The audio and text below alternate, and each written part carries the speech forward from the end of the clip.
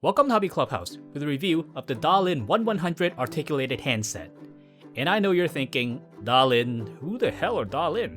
And my answer is, well, I don't know either. All I know is that they're a brand that recently popped up here in stores in Hong Kong, as well as in some online stores, with a wide range of waterslide decals, which explains why the box says Master Decal, even though this thing is nothing of the sort.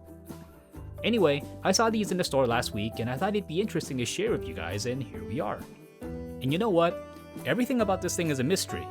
As far as I can see, the brand has no website, they have no social media page, and there's no info on the box anywhere, so I can't even send an email and ask about who they are.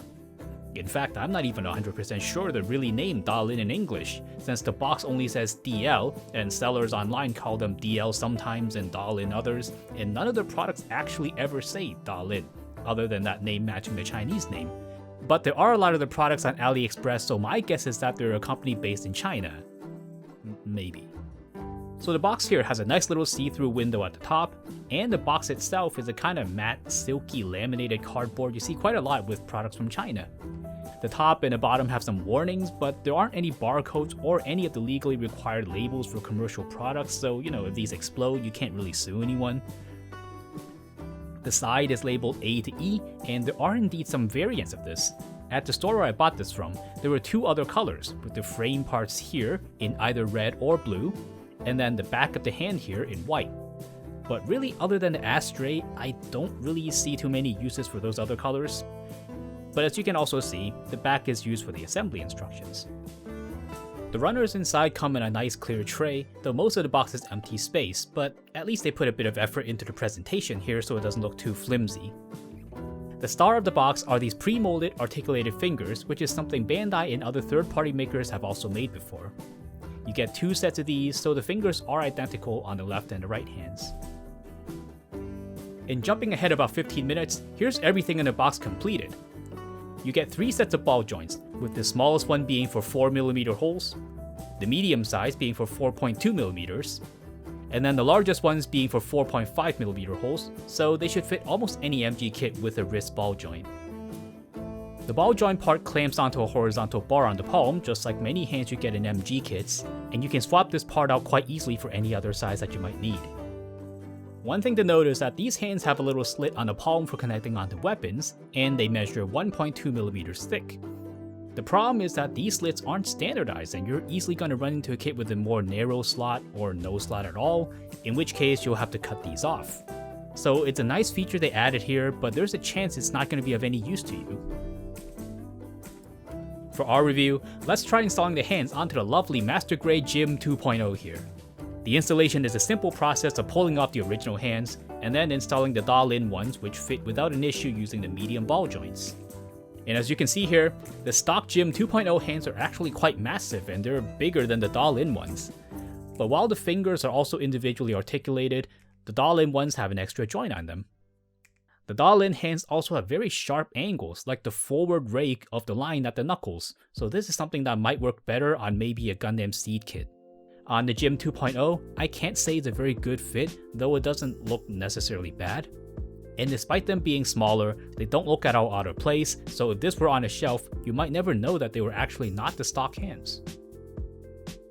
And here we run into the slit problem, with the Gym's gun having a slot that's too narrow to fit onto the palm. The articulation is still flexible enough that you can force your way around it, but the result is a very loose grip here, and the story is the same with the beam saber. But what these hands can do is a lot of expressive poses. It'll take a bit of patience to adjust all the finger segments just right, but that's the same for any of these sorts of hands. So they're good for a static display, and that's probably the main value they'll add to your kit as a modification. And one last thing to test is how well the fingers stay on their ball joints, and it's not bad. The bane of these articulated palms are loose fingers that come off when you try to pose them, and for these Dalin ones, they stay on well enough that posing and using them aren't much of a problem. Short as this is, let's give the Dalin 1100 articulated handset the Hobby Clubhouse 3-point verdict. Number 1. They're expressive and they're well built. Articulated hands live and die by how solid they are, and these hands stay together very well, so that in turn helps them do some beautiful poses.